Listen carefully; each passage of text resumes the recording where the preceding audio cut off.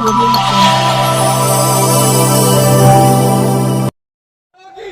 जिंदाबाद जिंदाबाद जिंदाबाद मोदी जिंदाबाद जिंदाबाद जिंदाबाद मोदी जिंदाबाद जिंदाबाद जिंदाबाद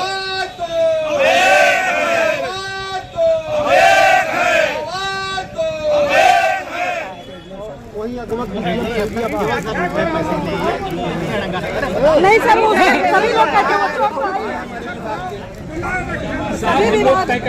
सभी जिलों में मिल रहा है सर। हम लोग क्या है तो गोली चलवा के हम लोगों की सांसें या तो हमारा वेतन दे।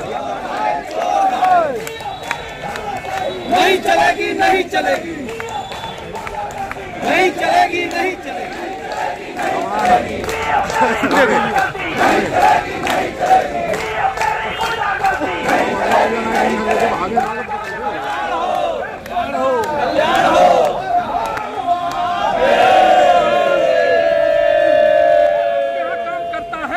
बिना शाम को मजदूरी लिए वो नहीं जाता है। हम पढ़ाते हैं, हमने क्या अन्याय किया?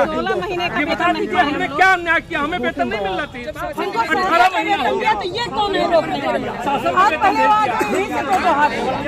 स्पेशल ग्रांट दिया शासन। हम लोग कलम चलाने वाले, चाक और डस्टर उठाने वाले हमसे पत्थर फेंकवाना चाहता है। बदनाम करने का सीटीओ काम कर रहा है, महाराज जी को बदनाम करने का काम कर रहा है, जो ये सिस्टम चलाने का काम कर रहे हैं।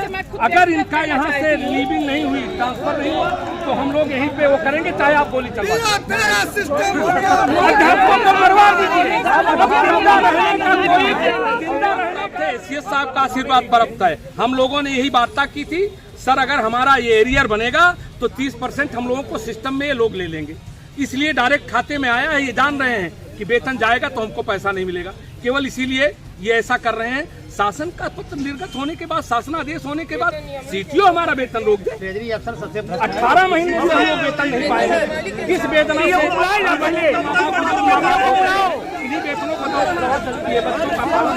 वेतनों को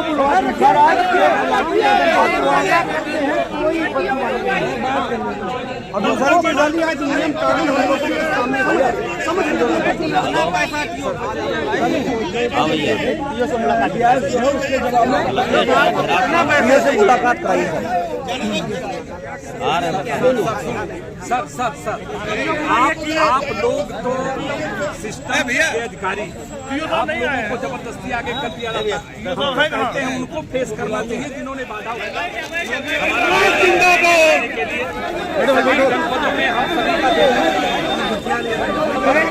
हमारा वेतन रिलीज हो चुका है, अयोध्या में रिलीज हो चुका है, सब जगह रिलीज करने के बाद उन्होंने कहा था कुछ संशय है, उसका मैंने शासन में पत्र दिया है और कल ही रिपोर्ट आ जाएगी। जबकि हमारे ये साथी कहे सर ऐसा नहीं है कि आपका पत्र जारी होने के बाद शासन संज्ञान में ले तुरंत कर दे, और वैसा ही हुआ नहीं। 12 दिन बीत गए और 30 दिन की उसके बाद और व्यास हमारा कहा हमारे अध्यापकों से कि आप सिस्टम से आइए। उसके बाद सीटीओ से हम लोगों ने मिला तो सीटीओ हम लोग चले आए तो सीटीओ कहता है कि ये सही अध्यापक होते तो इनको वेतन, इनसे मैं पूछना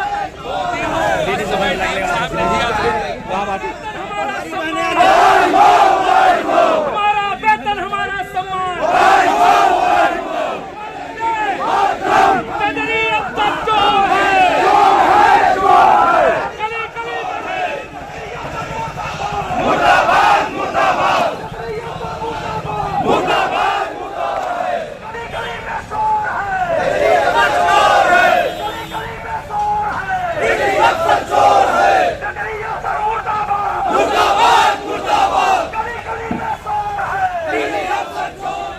नहीं हो करेगा, आज ही हो पाएंगे। ये जानता हूँ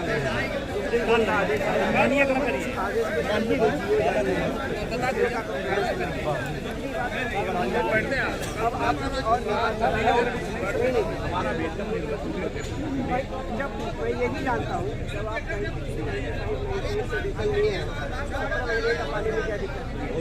सारी बातें क्या समस्या है और क्या विधि प्रावधान ये पोर्शन चाहते हैं तो थोड़ा समय दे करके बैठ के बात करिए, बैठ के बात करिए।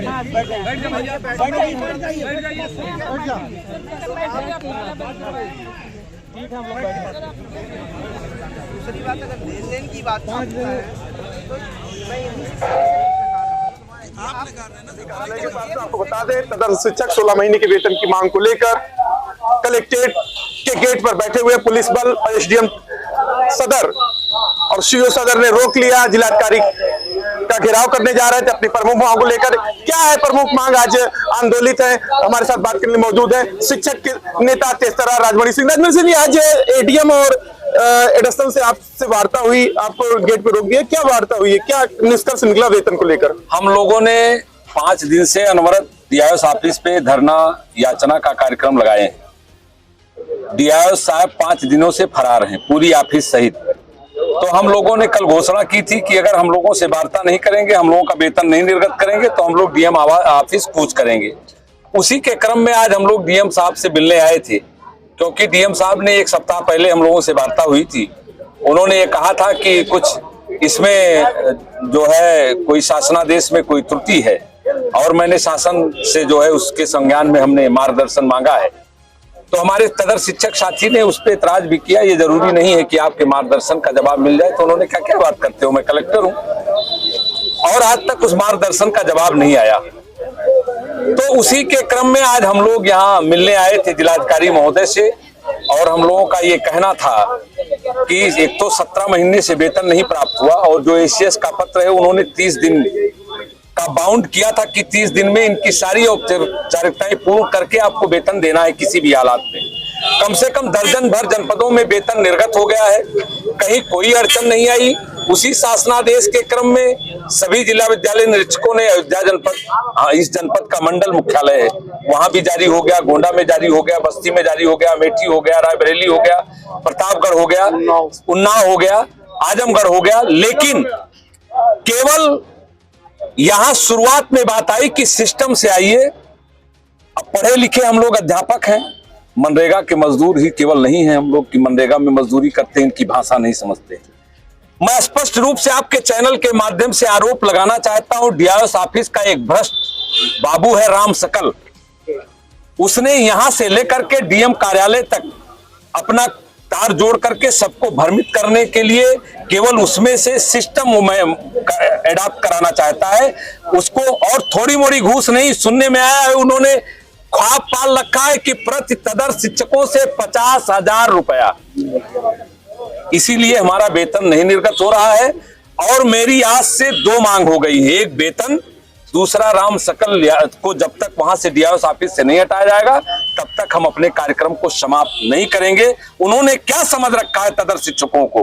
तदर्थ शिक्षकों को जब योगी जी का आशीर्वाद प्राप्त हो गया, हमारे अपर मुख्य सचिव का आशीर्वाद प्राप्त हो गया और वेतन निर्गत हो गया, पत्र जारी हो गया, तो बाबू की क्या हैसियत है हमारा वेतन रोक ले?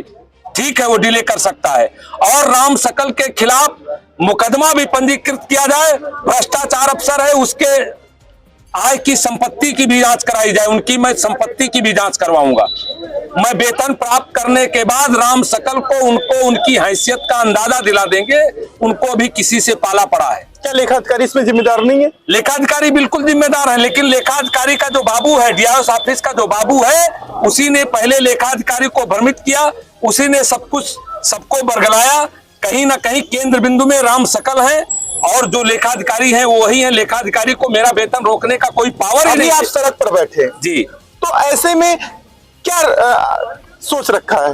भैया हम सड़क पे आ गए हैं, 17 महीना से वेतन नहीं मिला और हम अपनी मजदूरी मांग रहे हैं। जो मजदूर काम करता है वो शाम को अगर मजदूरी नहीं पाता है तो अपने घर नहीं जाता है।